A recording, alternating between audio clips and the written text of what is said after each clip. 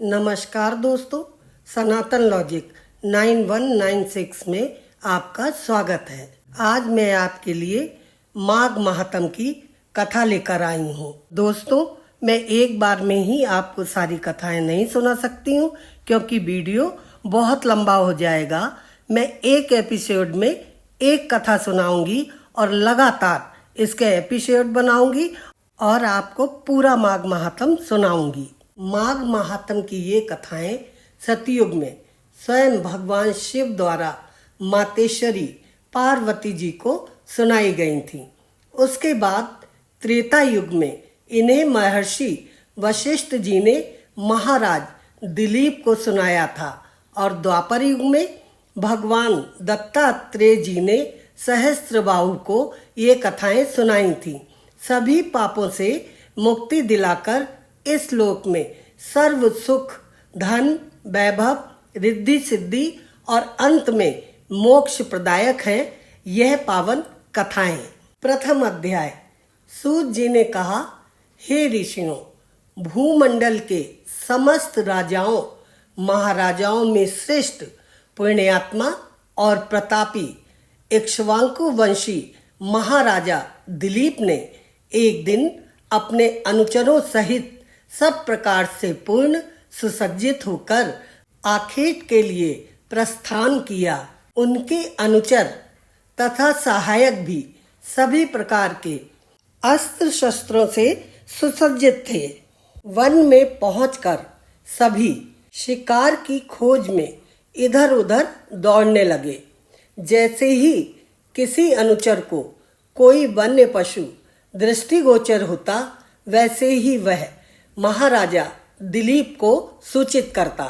राजा ने अनेकों मृगों तथा जंगली सुअरों इत्यादि का शिकार किया। इस समय सभी उत्साहित होकर अपने अपने अश्वों पर आरूढ़ पूरे वन में फैल गए थे तथा मृगया में मदमत्त होकर वन्य जीवों का शिकार कर रहे थे। कई दिनों तक यह क्रम चलता रहा। सभी वन्य प्राणियों में भय और भाग दौड़ छा गई थी। महाराजा अपने अनुचरों सहित शिकार करते और विश्राम करते आगे बढ़ते जा रहे थे। राजा सिंह का शिकार करने को व्याकुल हो रहे थे, पर समस्त वन में सिंह अब तक दृष्टिगोचर नहीं हुआ था। इसी समय राजा दिलीप ने देखा कि एक अत्यंत सुंदर मृग एक झाड़ी से निकला तथा विद्युत गति से चौकड़ी भरते हुए वन में एक ओर भाग चला।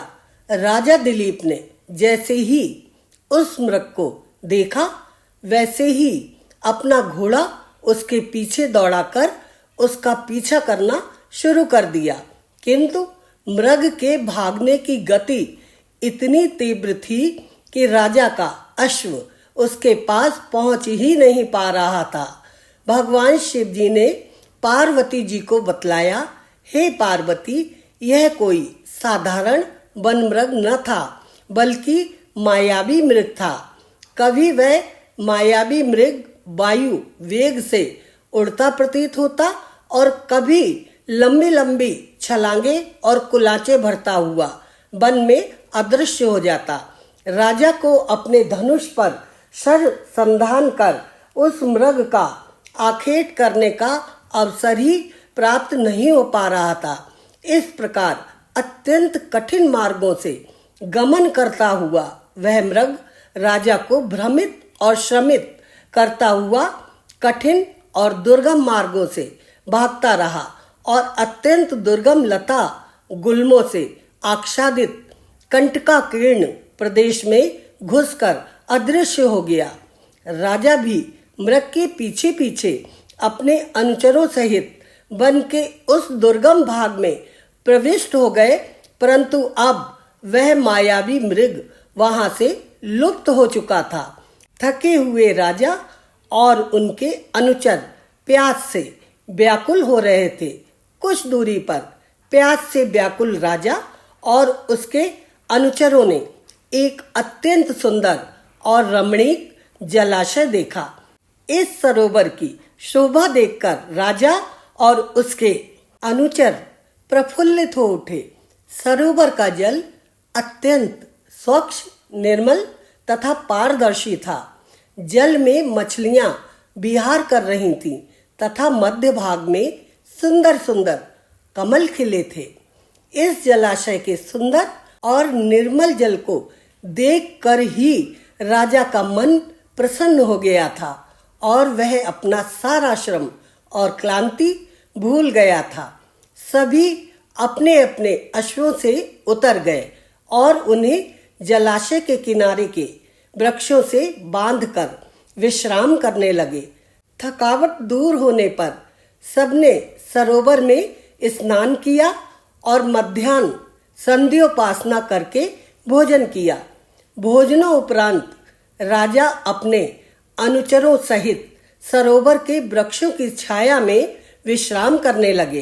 राजा ने रात्रि उसी सरोवर के तट पर बिताने का निर्णय लिया। भोजन करने और मशालें जलाने के बाद राजा और कुछ सेवक सो गए और कुछ पहरा देने लगे। रात्रि के द्वितीय प्रहर में जंगली शूकरों का एक बड़ा सा दल उस सरोवर पर आया। शूकरों ने जल में घुसकर सरोवर के कमलों का भी भरकर भक्षण किया और जल पीकर अपनी भूख व प्यास मिटाई। सरोवर के जल और कमलों से शूकर दल अपनी भूख और प्यास शांत कर लौटने लगा। तभी उन पर राजा के शिकारी दल तथा सैनिकों ने अचानक तलवारों, भालों तथा बाणों से भयंकर आक्रमण कर दिया। अनेकों शूकर मारे गए। इससे राजा के अनुचरों, शिकारियों तथा सैनिकों में प्रसन्नता की लहर दौड़ गई। राजा ने मरे हुए शूकरों को घोड़ों पर लदवाया और नगर के लिए प्रस्थान करने को कहा। महाराजा दिलीप दल बल सहित जैसे ही प्रस्थान करने को उद्यत हुए, उन्होंने अपने सामने एक अत्यंत तेजस्वी और दैवी आभा संपन्न तपस्वी को देखा। राजा अश्व से उतरकर आदर सहित ऋषि को शीश नवाकर प्रणाम कर खड़े हो गए। यह तपस्वी और कोई नहीं, महर्षि बैखानस थे, जिन्होंने अपनी उम्र, तपस्या तथा व्रतों की दिव्य शक्ति द्वारा महर्षि पद प्राप्त किया था। महर्षि बैखानस ने राजा के बहुमूल्य वस्त्र, आभूषणों और सज्जित दल बल को पहले ही देखकर राजा होने का अनुमान लगा लिया था। महर्षि ने गंभीर स्वर में कहा, राजन, इस पवित्र और संपूर्ण व्रत युक्त माह में आप इन वन्य प्राणियों का संहार कर रहे हैं। यह बड़े ही खेद और दुख की बात है। यदि आप जैसे श्रेष्ठ राजा भी मांस, मदिरा और मृगया में लिप्त बने रहेंगे तो संसार का क्या होगा? साथ ही आपको स्वर्ग की प्राप्ति कैसे होगी? इसलिए यदि तुम स्वर्ग प्राप्ति की इच्छा रखते हो तो माघ मास का स्नान प्रयागराज आदि दिव्य तीर्थों पर करो तथा माघ मास की महात्म कथा को पूर्ण श्रद्धा और भक्ति पूर्वक सुनो। हे राजन, इससे निश्चित रूप से आपका कल्याण होगा और आपका उद्धार होकर आपको स्वर्ग की प्राप्ति होगी।